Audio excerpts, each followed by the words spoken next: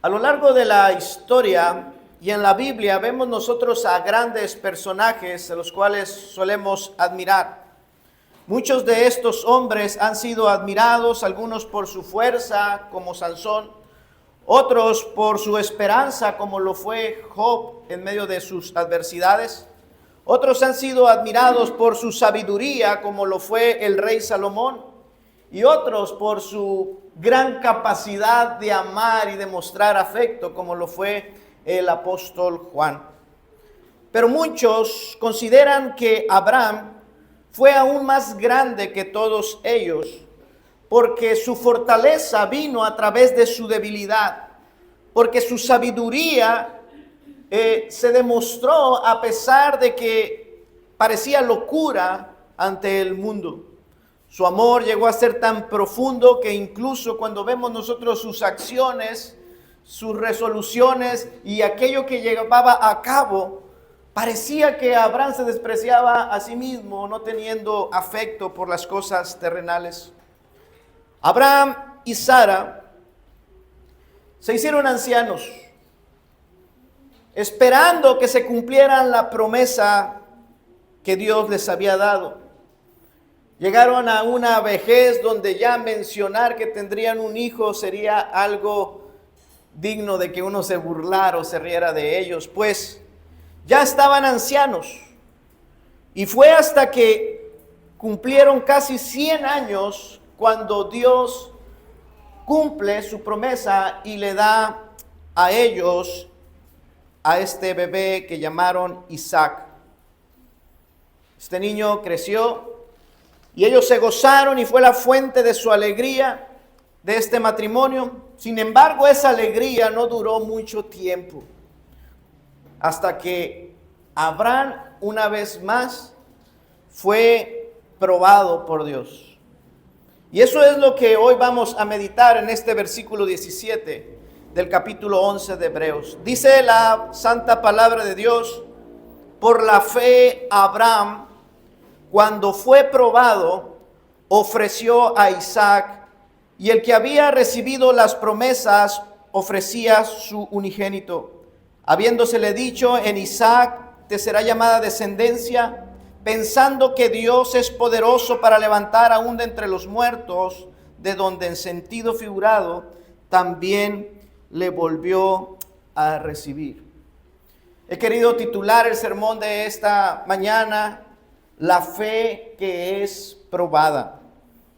Hermanos, nosotros vemos a este hombre, a Abraham, a quien hemos llamado el padre de la fe, y vemos la magnitud de la prueba en que Dios lo puso.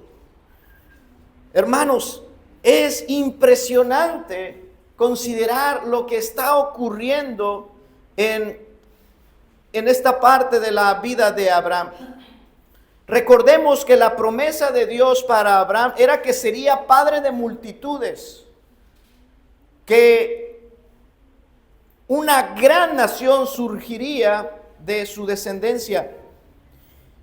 Y Dios le dijo en esa promesa que se iba a cumplir específicamente, y para que no hubiera lugar a dudas, Dios le dijo: esta promesa se va a cumplir en Isaac, en él, no en otro, no en Ismael, porque recordamos la historia de Abraham que, bueno, tiene un hijo con la sierva, y Dios le dice: no es con quien tú quieras, no es como tú quieras, no es con tus métodos, no es en tu tiempo, no, será en Isaac, hijo de Sara, en ese primogénito de ellos, y no en otros que vinieran después, porque sabemos que Abraham, después de la muerte de su esposa, tomó otra mujer y vinieron más hijos y tuvo muchos hijos, pero en ninguno de ellos se cumpliría la promesa de que iba a ser una gran nación. No, en Isaac, solo en él. Él era el hijo de la promesa. Así es que en este sentido, Isaac era el unigénito, el único que era portador de la promesa que Dios había dado. Él tuvo otros hermanos, pero él era el unigénito portador de la promesa de Dios. Así es que Isaac, este bebé y después este niño y después este jovencito, era el portador, era la garantía que Abraham tenía, era lo visible que Abraham veía de aquella promesa que Dios le había dado. Isaac representaba el cumplimiento de los planes, de los propósitos que Dios tenía para Abraham. Sin embargo, vemos que Dios demanda a Abraham que sacrifique a este hijo, que sacrifique a Isaac. Y esa historia nosotros la tenemos redactada en el libro de Génesis, capítulo 22. Les invito a que vayamos allá. Génesis capítulo 22 y veamos el drama que aquí se desarrolla. Que hay una gran escena aquí. Génesis capítulo 22, verso 1. Aconteció después de estas cosas que probó Dios a Abraham y le dijo: Abraham, y él respondió: heme aquí. Y dijo: toma ahora tu hijo, tu único, Isaac, a quien amas, y vete a la tierra de Moriah y ofrécelo allí en holocausto sobre uno de los montes que yo te diré. Hermanos, a veces leemos la Biblia como si estuviéramos leyendo un libro de ficción. El libro de Génesis, hermanos, no es un libro de alegorías, no es un libro poético. El libro de Génesis, hermanos, es un libro narrativo que narra una historia real, acontecimientos reales, no figurados. Tenemos aquí, hermanos, este drama. Dios le pide a un padre que sacrifique, que tome a su hijo como ofrenda en holocausto. Fíjese, la palabra holocausto es mucho más específica que la palabra sacrificio. La palabra holocausto se puede traducir también como ofrenda, pero literalmente esa palabra significa encender, hacer arder. Y esto es lo que se le pide que haga a Abraham con su hijo, que tome a su hijo, prepare un altar con leña, encienda fuego y ofrezca a su hijo como ofrenda para él. Hermanos, sinceramente, esto supera mi capacidad para ser empático con Abraham. Simplemente yo no puedo ponerme en los zapatos de este hombre Abraham. Piense en semejante situación.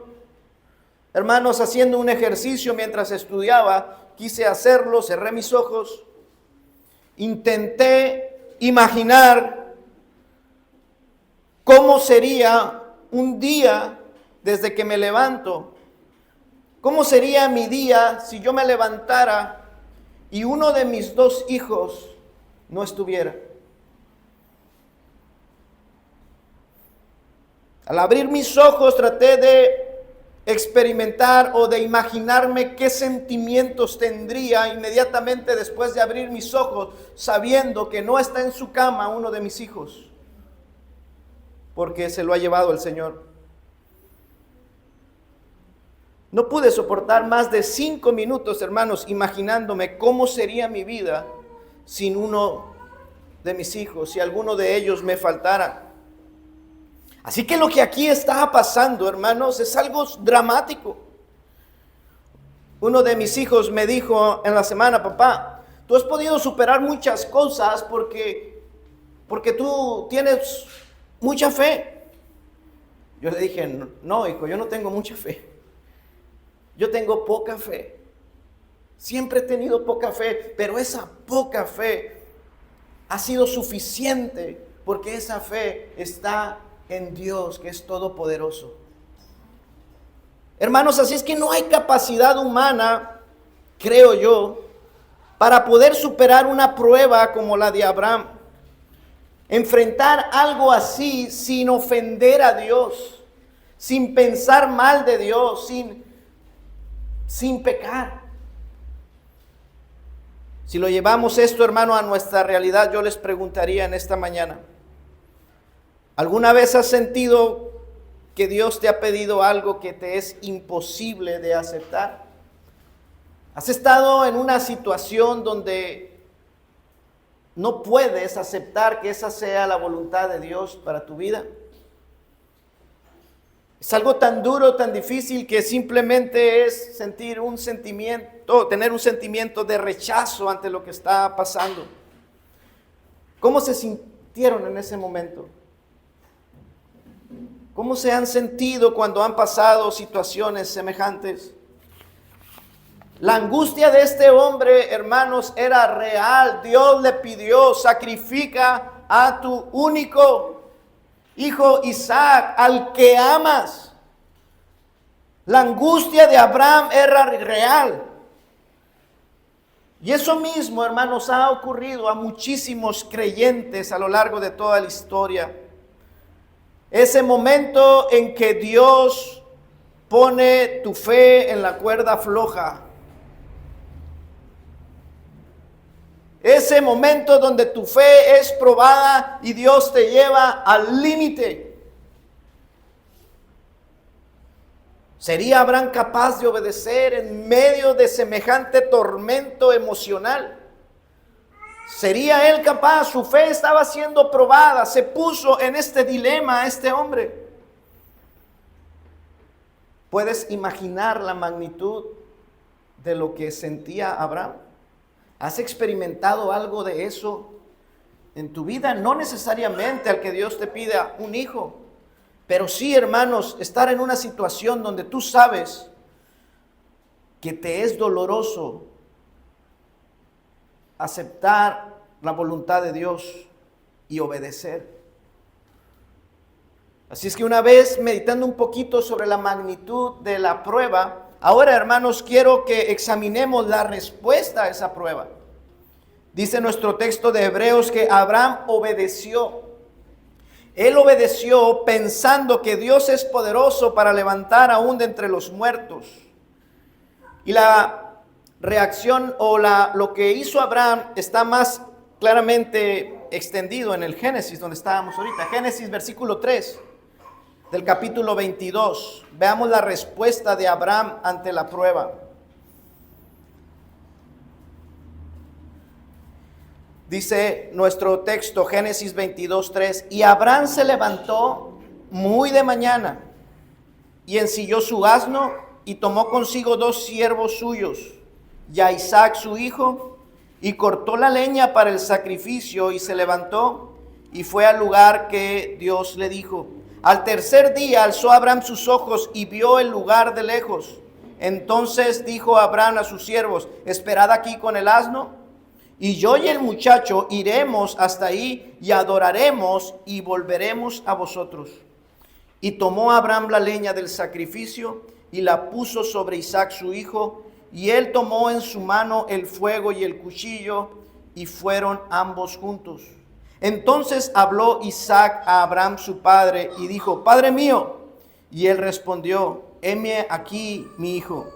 Y él dijo: he aquí el fuego y la leña, mas ¿dónde está el cordero para sacrificarlo? Y respondió Abraham: Dios se proveerá de cordero para el sacrificio, hijo mío. E iban juntos. ¿Qué hizo Abraham?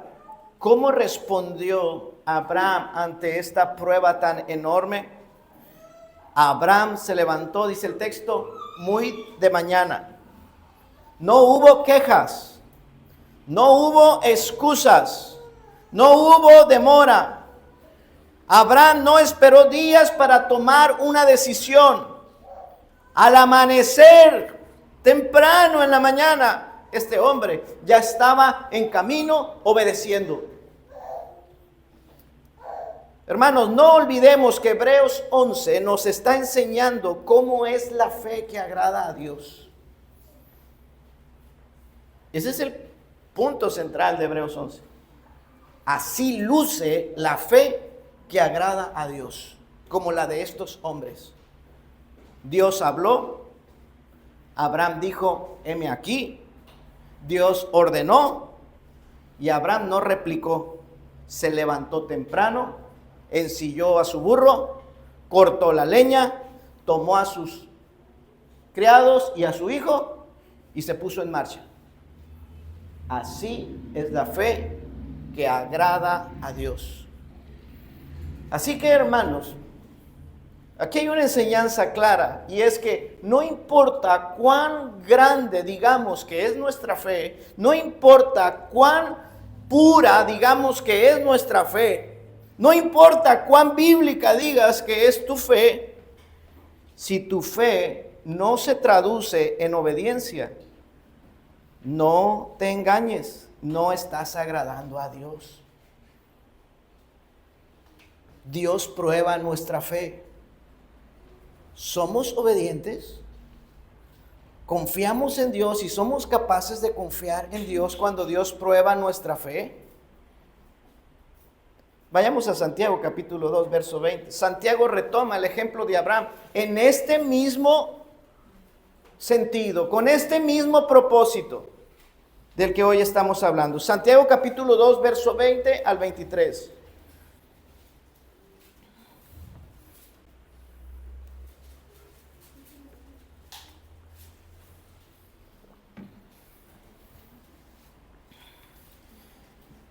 Dice Santiago, ¿mas quieres saber, hombre vano, que la fe sin obras es muerta? ¿No fue justificado por las obras Abraham, nuestro padre, cuando ofreció a su hijo Isaac sobre el altar? ¿No ves que la fe actuó juntamente con sus obras y que la fe se perfeccionó por las obras? Y se cumplió la escritura que dice, Abraham creyó a Dios y le fue contado por justicia y fue llamado amigo de Dios. La obediencia de Abraham demostró que su fe era auténtica. ¿Escuchó? La obediencia certificó, avaló, testificó que lo que él creía era verdadero. Así es que no importa cuánto sepamos, escuché lo que voy a enseñar. No importa cuánto sepamos de la fe cristiana, no importa cuán bueno seas para comunicar con palabras lo que crees. Ni siquiera importa con cuánto celo defiendas esas verdades.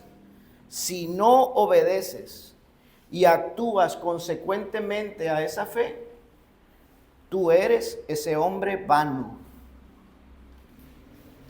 La palabra vano que usa Santiago se puede traducir literalmente como vacío.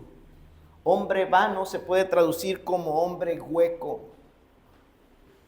¿Escuchó? Que la fe no solamente es expresarla con palabras, ni siquiera defender esas creencias. La fe que agrada a Dios es la fe que obedece. Que en medio de la prueba más dura, confía en Dios y obedece, hace la voluntad de Dios. La prueba de la fe, entonces, sirve para autenticar y perfeccionar a los creyentes por medio de la obediencia. Dice Santiago, la fe se perfeccionó por las obras. Usted puede ver a alguien como maestro arriba de un púlpito, usted puede ver a alguien en internet predicando, exponiendo la palabra de una manera intachable. Y cuán evidente se ha demostrado en estos últimos días que no importa qué tan grande sea el maestro, qué tan famoso sea el maestro, puede resultar que sea un hombre hueco, que no pone en práctica, que no obedece lo que dice creer. Y son los hombres que caen. en pecados escandalosos, que tarde o temprano Dios los exhibe como hombres huecos, hombres que aparentaban una gran fe, pero estaban huecos, no obedecían lo que decían creer. Este es el desafío, hermano. Cuando Dios pone a alguien en una prueba, aquí se sabrá si lo que dices tiene sustancia, como se demuestra a través de la obediencia. La obediencia. Ahora, hermanos, recordemos por qué está este texto aquí en Hebreos, o este ejemplo de Abraham. Recordemos que los primeros receptores de esta carta eran hebreos. Eran judíos, eran hebreos que ya se habían convertido al cristianismo y ya habían aceptado a Cristo como el Mesías. Y seguramente, como sigue ocurriendo hasta el día de hoy, junto con ellos había personas al lado de ellos, entre los creyentes había incrédulos. Personas que gustaban de escuchar la palabra, de escuchar el evangelio. Personas que están en la iglesia, pero son incrédulos, no son creyentes, pero les gusta estar entre los cristianos. Personas que no tienen un compromiso total con Cristo, solemos llamarlos, son simpatizantes, simpatizan con el cristianismo, pero no son cristianos. No se han rendido y no tienen compromiso con Cristo y con su iglesia. Entonces, hermano, una cosa clara que está en esta carta es cuál era la situación de estos hermanos hebreos. Estas personas que se habían convertido al cristianismo, junto con esos indecisos, estaban enfrentando persecución. No solamente habían enfrentado persecución, estaban enfrentando persecución, sino que estaba la posibilidad de que esa persecución se volviera aún más intensa. Y por eso a ellos se les habla de la fe. De la fe que es probada en los momentos, con verdaderos momentos difíciles, intensos. Vea cómo aborda esto la carta de Hebreos en el capítulo 10, verso 32. Hebreos 10, 32. Vemos este contexto de persecución, de angustia, de padecimientos a estos que se les escribe acerca de la fe. Dice: pero traed a la memoria los días pasados, en los cuales, después de haber sido iluminados, fíjese qué pasó cuando ellos recién se convirtieron al cristianismo. Sostuvisteis gran combate de padecimientos. Por una parte, ciertamente, con vituperios y tribulaciones, fuisteis hechos espectáculo. Y por otra, llegasteis a ser compañeros de los que estaban en una situación semejante. Porque de los que también os compadecisteis,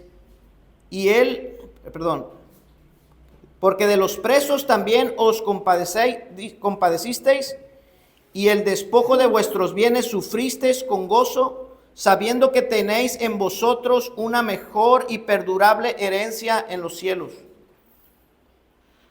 No perdáis pues vuestra confianza, que tiene grande galardón, porque os es necesaria la paciencia. Fíjese que la prueba todavía estaba presente, la persecución, para que, habiendo hecho la voluntad de Dios, obtengáis la promesa. Porque aún un poquito, y el que ha de venir vendrá y no tardará, mas el justo vivirá por fe, y si retrocediere no agradará a mi alma. Pero nosotros no somos de los que retroceden para perdición, sino de los que tienen fe para preservación del alma. Capítulo 12, verso 3. Considerad aquel que sufrió tal contradicción de pecadores contra sí mismo, para que vuestro ánimo no se canse hasta desmayar, porque aún no habéis resistido hasta la sangre, combatiendo contra el pecado. Esta persecución presente y creciente en la que estaban los cristianos hebreos, hermanos, es la razón por la cual se pone a Abraham como ejemplo de aquel que fue puesto en una situación realmente angustiante, hermanos. Algunos hebreos por esta persecución se estaban volviendo al antiguo sistema de sacrificios y otros estaban reduciendo a Cristo de tal forma que decían que Cristo era un ángel. Por eso el autor de Hebreos también enfatiza en que Cristo es mejor al sistema de sacrificios y de que Cristo es mayor a los ángeles. Porque algunos hermanos a causa de esta persecución estaban retrocediendo. Estaban reprobando en esta prueba de su fe en medio de la angustia.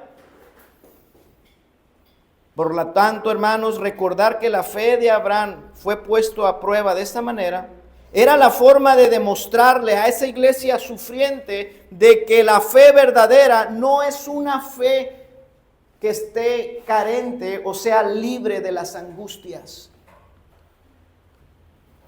Si ustedes piensan, iglesia sufriente, era como si el autor de Hebreos le estuviera diciendo, ustedes que sufren, que están siendo probados con una persecución que va creciendo, que va en aumento, que cada vez se está poniendo peor. Si ustedes piensan que esto es extraño para los que poseen verdadera fe, recuerden a Abraham, al padre de la fe. Su fe verdadera no fue una fe carente de angustias emocionales. Por el contrario, se le puso en la prueba más intensa emocionalmente, hermano. Sacrificar a su propio hijo. Debemos asumir las pruebas de la misma manera que nuestro padre Abraham. Imagine qué pensamientos estuvieron cruzando en Abraham mientras él se dirigía en obediencia al lugar que Dios le iba a mostrar. Él iba con su hijo. Imagine el pesar que llevaba este hombre en su corazón, cada paso que daba y se acercaba al monte. Era una prueba de fe tremenda. Cada vez más cerca de sacrificar a su hijo. Imagínese cada mirada que le echaba a su hijo, que seguramente iba a un lado de él. ¿Qué sentía cuando miraba al muchacho? Yo pienso que él recordaba lo que Dios le había prometido y al mirarlo, por eso Dios le dijo, al que amas. Imagínese el amor que él tenía por su hijo y lo que sentía de tener que desprenderse de él. ¿Cómo arrancas ese amor de tu corazón? ¿Cómo arrancas eso? Imagínese el dolor que había en Abraham. Cada momento de silencio en el trayecto, cada minuto, cada hora del trayecto, una oportunidad para decir no, no puedo y regresar atrás. La fe verdadera no está carente de las angustias emocionales. Dios prueba a los suyos y los prueba de esta manera. No es anormal que el cristiano sienta angustia en medio de las pruebas. No es anormal, es lo más normal, hermanos. Ahora, esta historia que estamos meditando, hermanos, ha caído mucho en descrédito. Algunos ni siquiera se atreven a enseñarla, a predicarla, porque consideran que lo que se está mostrando aquí ha de haber sido algún error o se ha de haber traducido mal, porque lo que está ocurriendo aquí es algo contrario al carácter bueno y amoroso de Dios. ¿Cómo es que un Dios bueno y amoroso le pide sacrificar, encender, degollar y poner en el fuego a su hijo? Y no pueden explicar eso y entonces mejor lo omiten, hermanos. Otros sostienen que lo que está aquí en Génesis sucedió con el único propósito de que Abraham entendiera o aprendiera de que a Dios no le gustan los sacrificios humanos. Por eso finalmente, como a Dios no le gustan los sacrificios humanos, lo detiene. Pero era para que él aprendiera que no es bueno sacrificar humanos. Unos así lo interpretan. Otros ya más biblistas, más especialistas en la palabra, enseñan que esto solamente ocurrió como una demostración de lo que el hombre no puede hacer y anticiparnos lo que Dios sí iba a hacer. Usted seguramente ha escuchado esto, ¿verdad? Abraham no sacrificó a su hijo porque finalmente Dios era el que iba a sacrificar a su hijo. Bueno, no cabe duda de que esto último, hermanos, es verdad. Pero si queremos ver esta historia en toda su grandeza, de acuerdo al propósito del autor, ese no era el propósito del autor. El propósito del autor inspirado, hermanos, es poner a Abraham como un ejemplo, como una enseñanza de cómo responde un hombre de fe cuando está siendo probado por Dios. Ese es el propósito del autor de Hebreos. Aquí. Abraham asumió la prueba de sacrificar lo que más amaba. Este es el punto, hermano. ¿Cuántas veces has sido llamado por Dios a abnegarte, a sacrificar cosas muchísimo menores que un hijo? Que le des tiempo, que guardes el día del Señor, que seas responsable en enseñar a tus hijos en tu casa. Un montón de cosas que son mucho más pequeñas que ir y sacrificar un hijo. Pero Dios te las pide, Dios te lo demanda. Dios te llama a abnegarte y a sacrificarte. ¿Hasta qué punto has respondido de la misma manera que Abraham? ¿Aceptas y obedeces con prontitud? ¿O dudas, postergas, te justificas, pero no obedeces?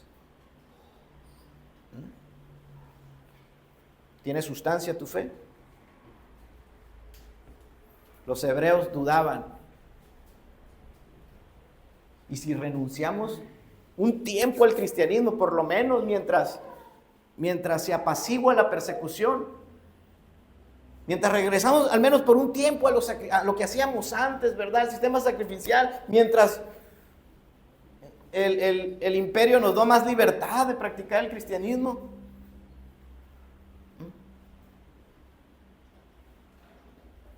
Nosotros no somos de los que retroceden. La fe verdadera no retrocede. Debemos, hermanos, estar dispuestos a sacrificar lo que nos es más querido por causa de Cristo. Ya sean bienes, ya sea... ¿Cuántas veces uno no está dispuesto a sacrificar el descanso? Es que este es mi día de descanso. O con lo que lo estamos practicando, los devocionales en el hogar, los altares familiares, uno llega cansado del trabajo. Pero Dios me dice, hazte cargo, sé sacerdote en tu hogar, ministra a tus hijos, ministra a tu esposa. Y no somos capaces de sacrificar nuestro descanso para dedicarnos a obedecer lo que Dios nos ha mandado. Es ahí donde se demuestra la sustancia de nuestra fe. ¿Hay sustancia o no hay sustancia? ¿Son solo palabras? Hace como 12 años se acercaron a mí 2 pastores de iglesias grandes de esta ciudad. Y se acercaron a mí para ver qué tan dispuesto estaba yo de colaborar con ellos en sus ministerios, en sus iglesias. Eso para muchos otros hubiera representado una oportunidad de estar más expuesto, ¿verdad?, en el ámbito cristiano, de ser más conocido en el ámbito cristiano de la ciudad. Hermanos, pero por la gracia de Dios, en esos años yo ya entendía que esas iglesias ofendían a Dios con su doctrina y con sus prácticas. Y recuerdo cómo como matrimonio tuvimos que llegar a una decisión muy difícil. Decidimos quedarnos solos, sin iglesia, no sin antes haber cometido 2 o 3 tropiezos, ¿verdad? Esperando que Dios supliera. Aceptamos experimentar el dolor, aceptamos recibir muchos insultos, injurias, mentiras, maldiciones. Aceptamos perder muchos amigos y hermanos que eran parte de nuestra familia. Tuvimos que aceptar que esa era la voluntad de Dios, aunque realmente no entendíamos por qué Dios nos estaba poniendo en esa situación. No lo podíamos entender. No entendía cómo es que Dios quería que yo y mi familia estuviéramos sufriendo tanto.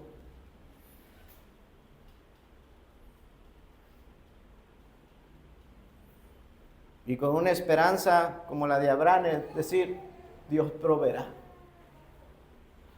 Dios proveerá. ¿Cómo es que Dios quería muerto a Isaac? Eso no tiene ningún sentido. Sin Isaac vivo, yo me imagino a Abraham. ¿Cómo es posible que Dios me esté pidiendo que sacrifique a Isaac? Eso no tiene lógica, no tiene sentido. Si Dios me prometió que a través de él, y ahora lo quiere muerto. Tratando de entender la voluntad de Dios para ese momento. Sin Isaac vivo, la promesa va a fracasar. Crisóstomo dijo esto, hermanos. Hay ocasiones en que las cosas de Dios parecen oponerse a las cosas de Dios. Hay ocasiones donde parece que el mandamiento lucha contra la promesa. ¿Le ha pasado esto? ¿Ha tenido usted algún dilema como este? ¿Cómo es que podré tener gozo si renuncio a lo que me da gozo? Solamente, hermanos, es falta de entendimiento. Cuando renuncias a lo que te da gozo, luego te das cuenta por qué Dios te lo estaba pidiendo y empiezas a experimentar que la promesa de Dios se cumple y viene el gozo como un fruto espiritual y no como una obra de la carne. A todos, hermanos, nos llega alguna vez una prueba que nos parece incomprensible. Y es entonces cuando uno pelea la batalla más difícil. Y a uno no le queda otra más que obedecer y decir: Dios, si tú eres fiel y todopoderoso, en eso pongo mi confianza. Nuestro deber entonces es el mismo, hermanos, que el de Abraham.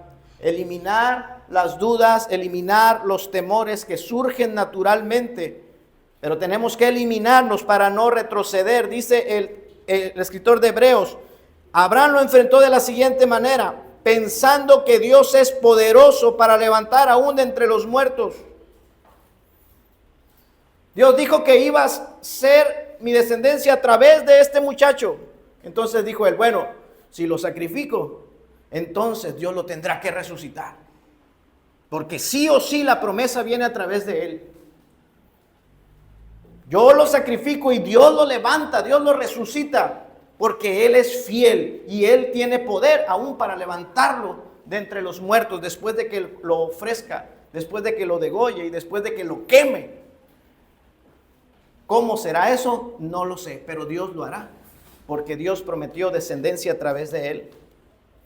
Así es que por eso vemos estas palabras que Abraham le dice a sus siervos cuando va a sacrificar: esperen aquí con el asno, que yo y el muchacho iremos hasta allá y adoraremos y volveremos a vosotros. Vamos a regresar. Vamos a regresar. Yo obedeceré y Dios cumplirá su palabra. Yo voy a obedecer, yo aceptaré la voluntad de Dios y obedeceré que Dios va a cumplir su voluntad. Volveremos. Dios va a resolver el problema. Padre mío, le dice el muchacho, Padre mío, he aquí el fuego y la leña. Mas ¿dónde está el cordero para el sacrificio? Y respondió Abraham, Dios proveerá, muchacho. Dios va a proveer. Dios va a proveer. Entonces lo comienza a amarrar. Toma sus manos y sus pies como se amarran a los animales que van al sacrificio. Comienza a atar al muchacho. Apila la leña y acuesta al muchacho arriba de la leña. Dios proveerá. Dios proveerá. Toma su cuchillo, toma la daga para cortarle el cuello. Y Dios resolvió el problema. He aquí, dice, un animalito estaba ahí, atorado entre las ramas. Dios resolvió el problema. Ahora, hermanos, ¿estás dispuesto a confiar en Dios aun cuando su voluntad parece incomprensible y dolorosa? ¿Acaso Dios te está llamando a dejar o a entregar algo y aún tú lo sigues reteniendo? ¿Tu fe es obediente o solo son palabras vanas?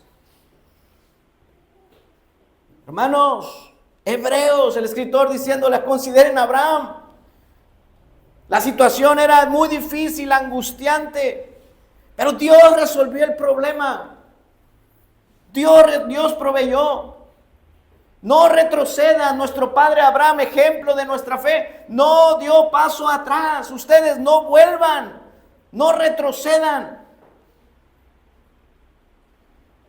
Dios es fiel. Dios da gracia. Dios suple. Así que, hermanos, ¿no te has dado cuenta que Dios siempre ha resuelto los asuntos? Estás aquí hoy y quizás ahorita tengas paz. Algunos quizás vengan con conflictos, pero Dios resuelve. Dios ha sido fiel en el pasado, Dios continuará siendo fiel. No es extraño que pasen cosas difíciles en nuestras vidas. Tenemos que ser fieles y obedientes a Dios. Esa es la fe que agrada a Dios.